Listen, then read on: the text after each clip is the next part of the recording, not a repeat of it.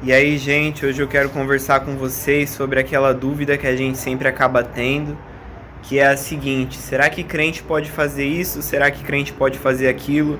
Será que crente pode ir naquela festa? Será que crente pode fazer tatuagem? Será que crente pode faltar no culto para ir no aniversário de um amigo, de um primo? E é sobre essas várias e várias dúvidas que a gente tem. Será que crente pode ouvir determinado tipo de música?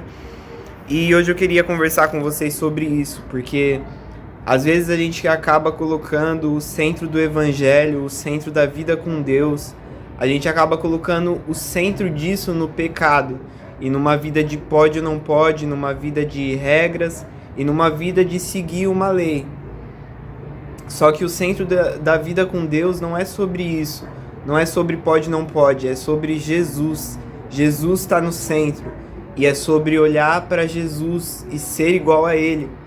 Não é sobre se eu posso ou se eu não posso, mas é sobre eu ser transformado, ser revestido da nova criatura.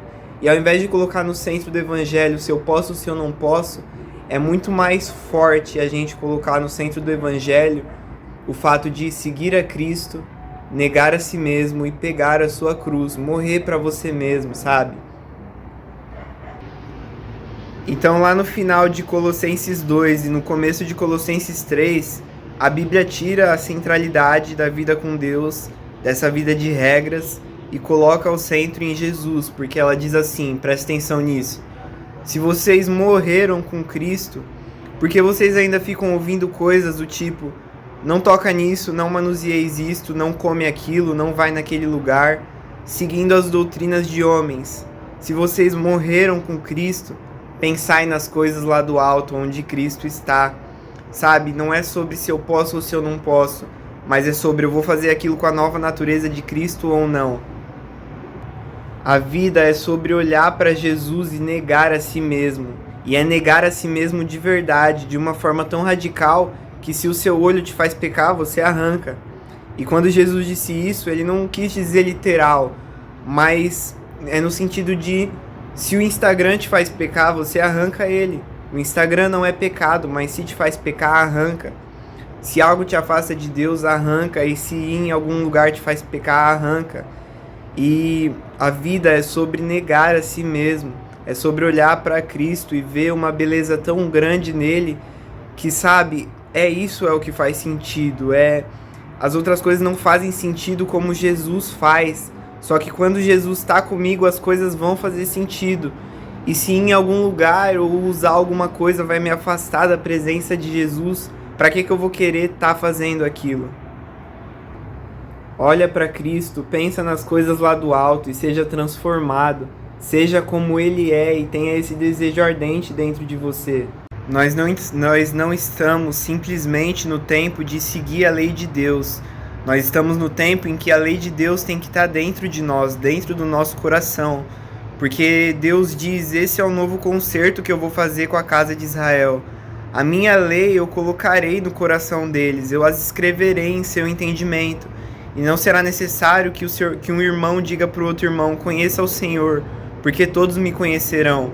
Sabe, não é que você não tem que ouvir conselhos, mas é que você precisa buscar a sua resposta em Deus e não só ficar preso no relacionamento que outras pessoas têm com Deus.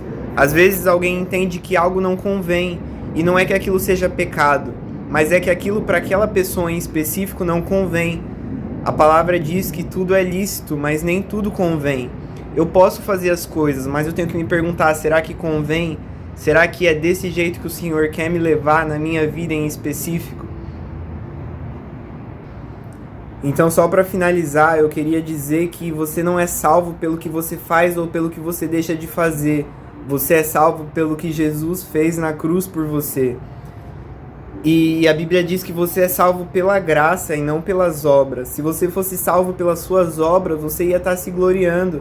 Você ia estar dizendo: eu jejuei várias semanas, então agora eu estou muito aceito por Deus. Você ia estar dizendo: olha, hoje eu vou na igreja de terno, então Deus vai me aceitar. Mas sabe, não é sobre isso, é sobre ser aceito pela graça. É sobre você ser aceito por Deus e ser salvo por Deus pela graça. E só pela graça e não por mais nenhuma outra coisa. Então por que a gente faz as coisas certas se nós já estamos salvos? Porque você foi salvo. Porque você foi salvo, você vai fazer as coisas certas. Você vai negar a si mesmo, você vai olhar para o alto, você vai seguir a Cristo. Não é mais fazer para ser justificado, mas é o contrário.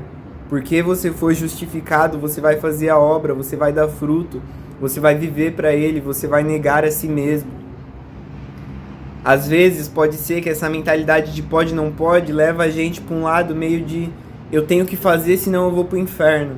Mas sabe, não é esse o desejo de Deus, que a gente faça por medo de ir para o inferno, por medo de não ir para o céu. Mas o desejo de Deus é que a gente faça por Ele. A gente olhou para Ele, a gente viu que Ele deu a vida dele por nós e Ele foi torturado. Olha isso, Ele foi torturado na cruz por nós. E a gente olha para Cristo, pensa nas coisas lá do alto, isso é o centro do Evangelho. A gente começa a pensar nas coisas lá do alto e eu vejo tanta beleza, eu quero me tornar igual a Ele. Eu quero seguir a Ele porque eu amo, porque eu quero. Não para ser justificado, não porque por medo de alguma coisa ou para ser aceito, não, mas é porque eu quero, porque eu amo, porque Ele é o centro do Evangelho.